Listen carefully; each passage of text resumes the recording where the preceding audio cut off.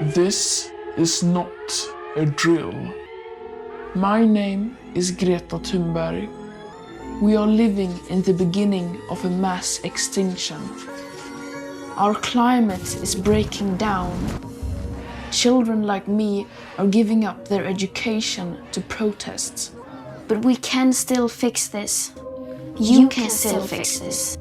To survive, we need to stop burning fossil fuels. But this alone will not be enough. Lots of solutions are talked about. But what about the solution that is right in front of us? You can be part of this. Share this video. Talk about this. Everything counts.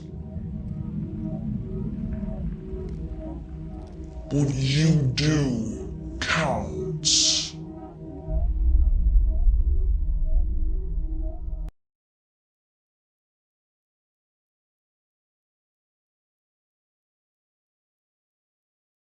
This is not a drill.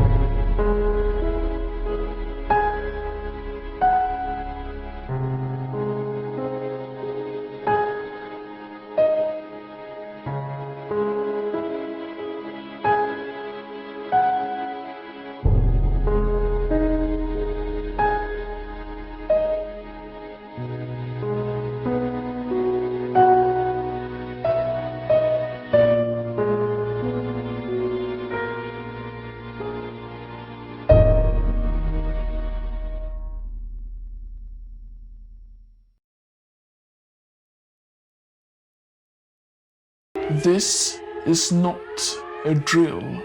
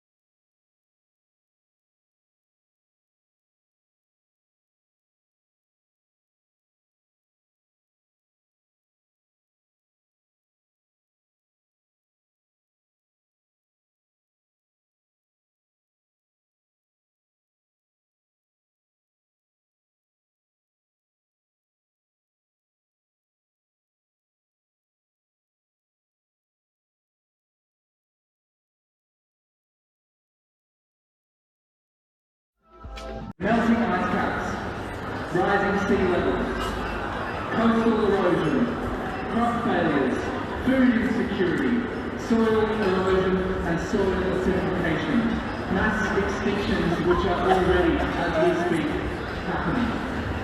Death and disease, heat waves, flooding, hurricanes, millions of climate refugees, and lots of conflict and war over resource scarcity. In Australia, we have the worst rate of mammal extinction of any nation on Earth. As I said before, the science is abundantly clear. Our current modes of production and means of producing energy are killing the planet around us, and if we do not act soon, they will start killing human beings as well. In fact, they already have started killing human beings. Globally, the Worldwide Fund for Nature estimates that anywhere between 10,000 and 100,000 species are going extinct every year. Our political leaders are failing us. They are failing the Australian people to whom they have a responsibility to. They are not acting on their duty of care to protect us and indeed all the inhabitants of this planet. And if there were a time when radical and transformative action was necessary, it is today. Standing in the face of one of the greatest challenges that has ever confronted humankind, a a challenge which has already killed millions of non-human and human animals already, which threatens to destabilise the material foundations upon which our society is built, and which poses a legitimate threat to the continuation of human life. What is it that we will do? Do we allow the problem to continue to grow? Do we let the fires keep rising and hope that the government will put them out? Do we rest on our laurels filled with some sense of reticence because we acted with civility and obedience in the face of emergency? Do we just wait a little longer, hoping that the government and the corporations will do something eventually? Do we sit around apathetically waiting for some perfect solution? Or do we rebel? We must rebel because over the last 30 years we have seen nothing, and I mean nothing, but inaction. We must tell the governments and the corporations which benefit from the production of fossil fuels that we do not recognise an economy or political system which continues to destroy our planet as legitimate. It is up to us people who live on this planet right now in the year 2019 to find a way forward. The only people who can save us are you and me. We are the people to which history has entrusted this monumental task. We are the people to whom the gauntlet has fallen. We are the people, whether we like it or not, who have to decide whether we're willing to fight for a future worth living for. When they write the history of the 21st century, what will they say? Will they say that we kept chugging along, idling our way towards self-destruction and killing millions of species in our way? Or will they say that the people stood up? Will they say that they said that they would comply no longer? And we can do this. Over 70% of Australians want to see action on climate change. The will is there. But we have to demand a change. They're not just going to give it to us. The time to take the talking and asking politely is over. The government has shown time and time again that it has absolutely no interest in taking the climate emergency seriously. We have seen time and time again that the people and the affiliated institutions like universities and climate think tanks have posed serious climate suggestions, serious policy solutions, and time after time after time they have been knocked down. Take, for example, the fact that the former CEO and the deputy CEO of the Minerals Council, a lobby group for the coal and gas industry, are now key advisors to the Prime Minister Scott Morrison's office. And the Minerals Council former chair is the Coalition Minister Helen Coonan. Already in Australia, energy companies are realising that coal and gas are no longer tenable business options, as renewable energy becomes not only the cleaner, but also the most economically sensible form of electricity generation. Many countries around the world, including Germany, Finland and India, are finding that their most productive and cost-efficient energy stations are those which produce renewable energy. We have the public will to change our system. We have the economic feasibility to change our system. All we need to do is to stand up and demand it.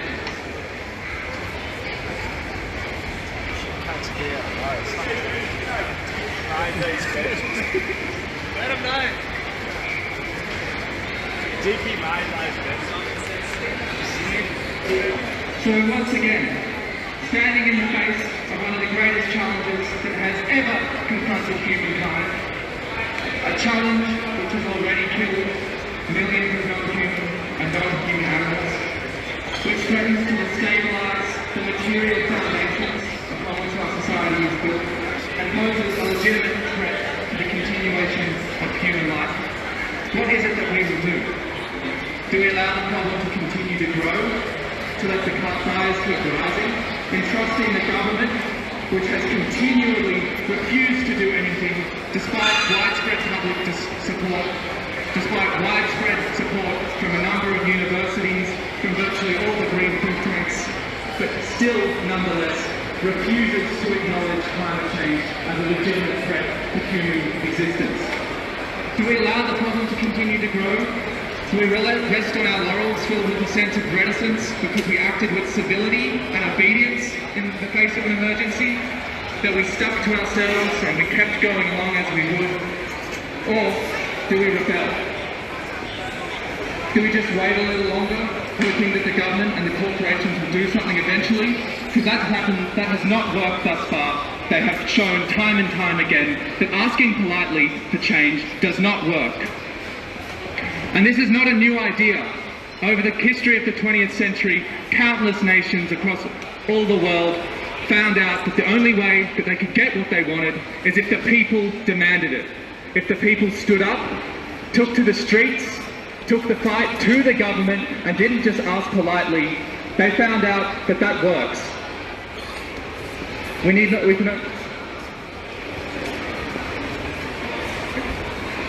We hope that you will all sympathise with what we've said, and we will all take action now and stop resting on our laurels. Rise up. Rise up. We are the Extinction Rebellion. Rise up. Rise up. We are the Extinction Rebellion. Rise up. Rise up.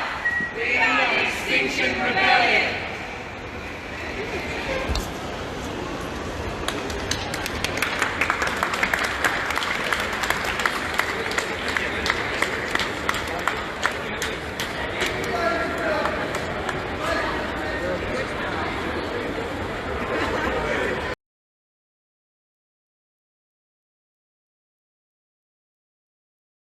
This is not a drill.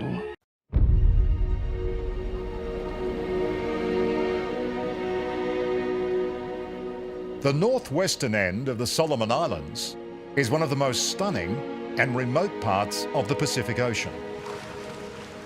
But its isolation offers little protection. The world is catching up with this place very fast and, in effect, drowning it. You think the whole island will eventually disappear? Yeah, this island will be disappear. Climate change is not an abstract notion for these islands. These houses are really falling into the ocean, aren't they? Yeah. This house is really falling to the ocean. Or the people who call them home. Whilst the global average sea level rise rates are running at about 3.5 millimetres a year, here in the Solomons, the last 2 decades have seen 3 times that rate. So between 7 and 10 millimetres a year. So this is way above the world average. That's right. It gives us a unique opportunity to provide this sort of looking glass into the future of how we expect the rest of the world to experience sea level rise rates towards the end of this century. 39-year-old Dr. Simon Albert first came to the Solomon Islands as a young PhD student from the University of Queensland to study the impact of logging runoff on coral reefs. Then he started to hear stories of islands that had simply vanished off the map. An elderly gentleman on the boat with us, he started explaining that there were these islands that he used to camp on as a child. And we were just out in the middle of the ocean looking at a coral reef with no island in sight. So where we are here now, Liam, was an intact island back in 2002, and since then half of the island has been lost to sea level rise. So it's only taken the last 16 and a bit years. Yeah, that's right. But in fact, these trees are quite ancient trees. We've dated them to at least 250 years old. So these aren't just, small little shrubs that have come and gone. These are large, stable trees that occupied this once enormous island. So it's not part of a cycle or a trend? No, this is a very distinct shift in what was a reasonably stable baseline to a really sudden, over the last 20 years, a sudden loss of the island.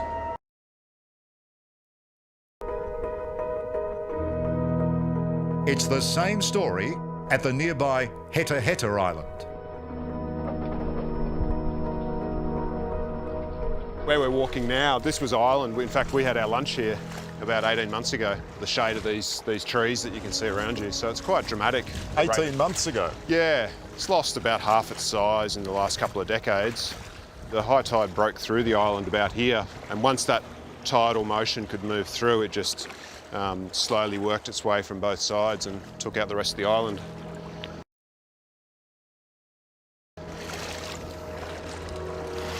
Wow.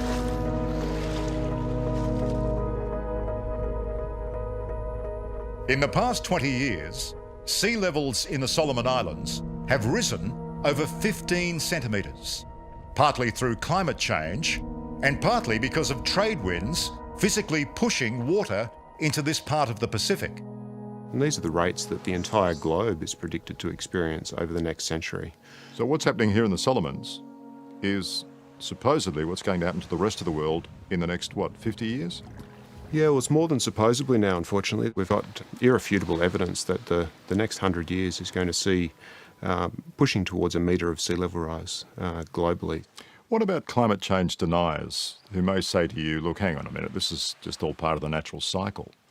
Islands come and go, sand shifts. These things happen. That's certainly the case. I mean, islands do come and go. We see small sandy cays that will, develop some very low-lying vegetation for a few years and get washed away by the next storm. That's not what we're talking about here. These are large islands that have been on these reef platforms for at least the last few hundred years, and the rates of change we've seen over the last 20 years are unprecedented in that history.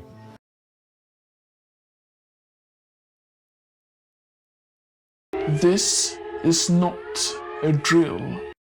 In 1943, the following directive was issued from party headquarters to all communists in the United States.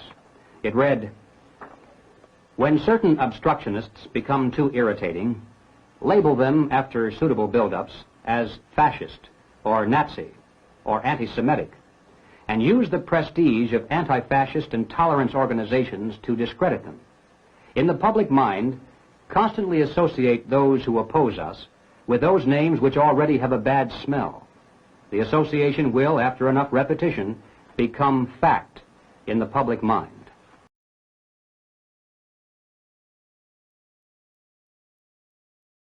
This is not a drill. Peter Ridd, how are you? Have you spent the 1.2 million yet? Because we're pretty hungry down here. We'll have a couple of bottles of bubbly with you if you like. Well, unfortunately, we have to wait for the appeal before we can spend it. Ah, dear. So tell us what happened, Peter. Tell us about your week.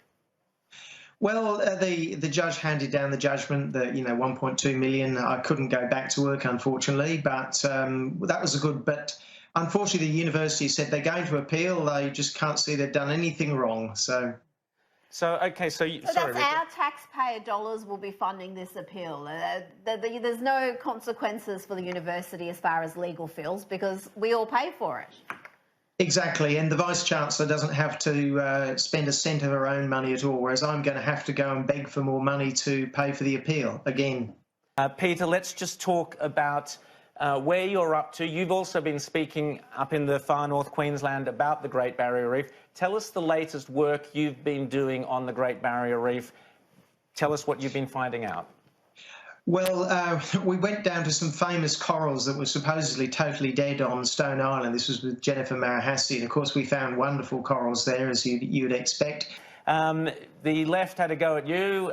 Media Watch is the program. We actually employ Media Watch to make ads for us, and they do a great job. Paul Barry is a very, very talented man. Every week he puts a clip of Outsiders, and our ratings just go up and up and up. So we love Paul Barry, so I won't hear a word against him. But he was very rude about you, Peter, which should be good news for you, because, in fact, the court immediately gave you $1.2 million. So I think that's the Paul Barry effect at work. But tell us, why did Media Watch have a crack at you? What was that all about? What do they know about the Great Barrier Reef?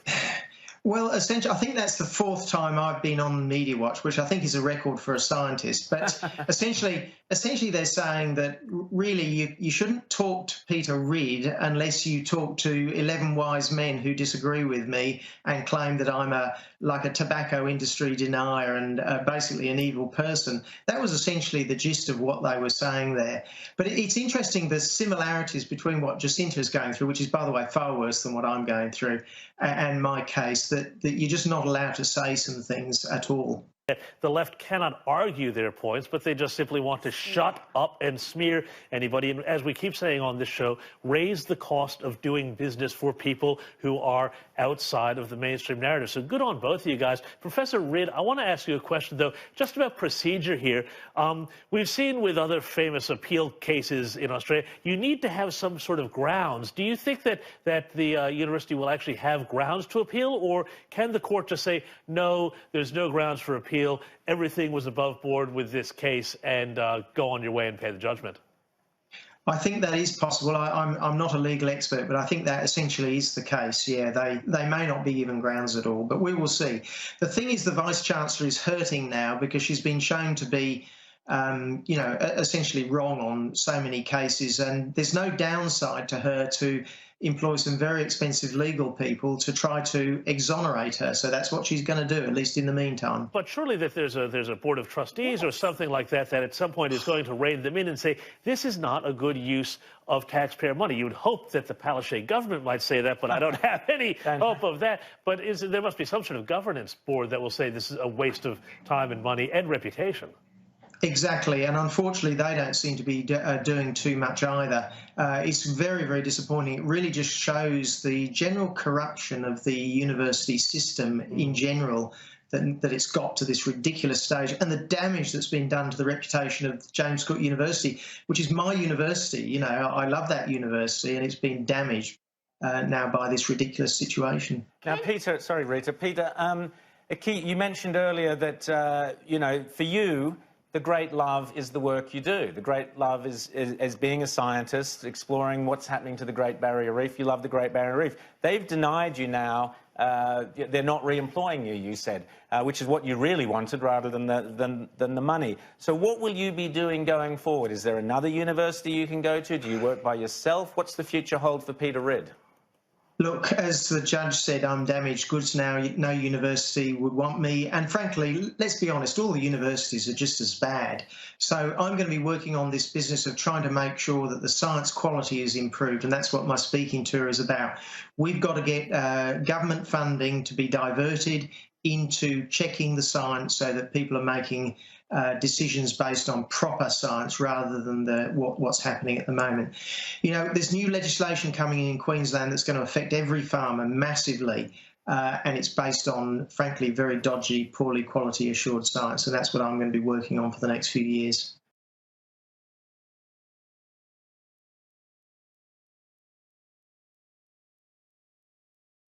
This is not a drill.